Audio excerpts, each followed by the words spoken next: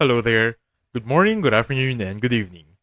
So for this video, let's talk about how to add a video as a wallpaper on your iOS 16, 17, and above. Basically, I'm going to teach you how to add a video on your iPhone. So the first thing you want to do right now is make sure that your iOS version is really up to date.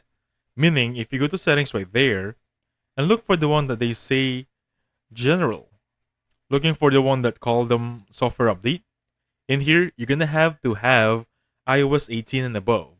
As you can see right there, I have a pending update. However, before this update, I already have iOS 18, meaning live wallpaper already works for me. So, on your end, if you have a pending update, just to make sure, please update that one to have the best performance out of this process. Once that's good to go, under General, go back on Settings. Just scroll down until you see Wallpaper. If I click on that one right there, it will open this option. So click on Add a new wallpaper right there. If I click on that one, you're going to see live photos on that part right there.